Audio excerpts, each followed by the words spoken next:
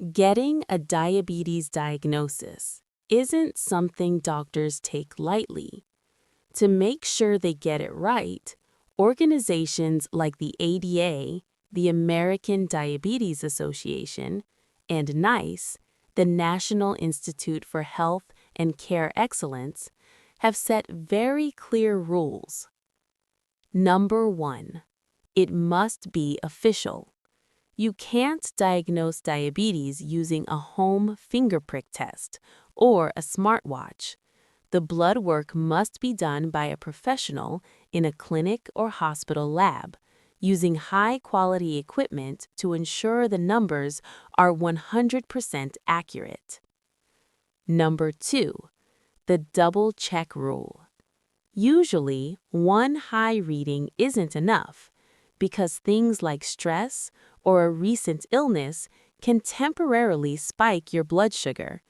Doctors typically want to repeat the test on a different day to confirm the results before officially labeling it as diabetes. Number 3. The exception to the rule. There is one shortcut. If your blood sugar is extremely high and you have obvious symptoms like being constantly thirsty, blurry vision, or needing to pee all the time, the doctor may diagnose you on the spot without waiting for a second test. Number 4. It's not just about the numbers. A doctor doesn't just look at a lab report, they look at you. They consider your symptoms, your health history, and how you feel. A number that looks borderline might be treated differently depending on whether you feel sick or perfectly fine. Number 5. The second look.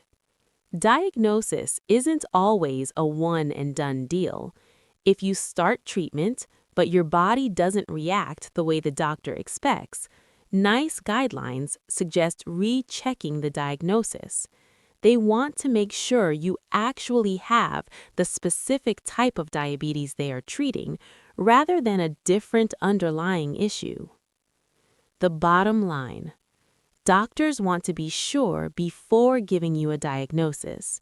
They prefer to test twice, use professional labs, and keep an eye on how you respond to treatment to ensure you're getting the right care. Think of this as the universal checklist for knowing if you have diabetes. The 3 main tests. To confirm a diagnosis of type 2 diabetes, there are 3 primary tests doctors use to measure blood sugar levels. First is the HbA1c test, which tracks your average blood sugar levels over the past 3 months. A result of 6.5% or 48 millimoles per mole meets the threshold for diabetes. Next is the fasting test, which measures your sugar after you haven't eaten for at least 8 hours.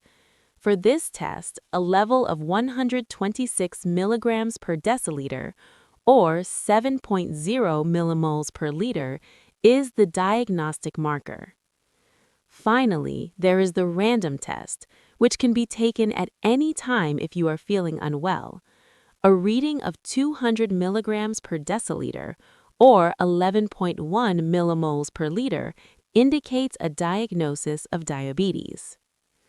Note on units. In the U.S., the ADA, they use milligrams per deciliter. In the UK and Europe, the NICE, they use millimoles per liter. Both are correct. They are just different scales, like Celsius and Fahrenheit. The rule of 2. A single high reading is rarely enough for a diagnosis. If you feel fine, meaning no symptoms, you must have a second test on a different day to confirm. If the second test is also high, you have diabetes. However, if you feel sick, meaning symptoms are present, a single high test is usually enough for a doctor to diagnose you immediately. Common symptoms include being extremely thirsty all the time, needing to pee much more often, especially at night, feeling tired for no reason, and unexplained weight loss. Both guidelines agree that the average 3-month test is the easiest test because you don't have to fast. However, it is not accurate for everyone. Do not use the A1C test if you are pregnant, have a severe anemia or blood disorders, have advanced kidney disease, or have had a recent blood loss or transfusion. In these cases, doctors must use the fasting or random glucose tests instead. The gray zone, or pre-diabetes.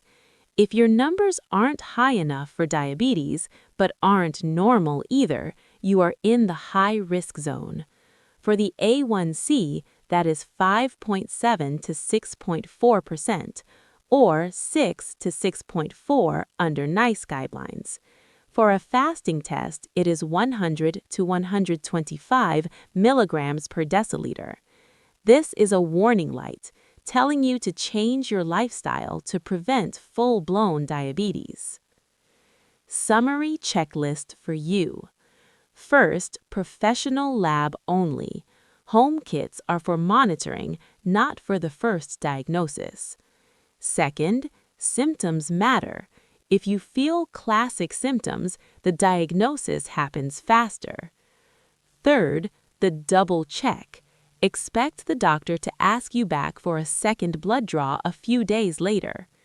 Fourth, the right test. If you have a blood condition like anemia, make sure the doctor uses a glucose test, not an A1C test. The golden rule. A diagnosis is a clinical picture. If the medicine doesn't work or your symptoms change quickly, NICE guidelines say the doctor should re-evaluate to make sure they haven't mistaken type 2 for type 1.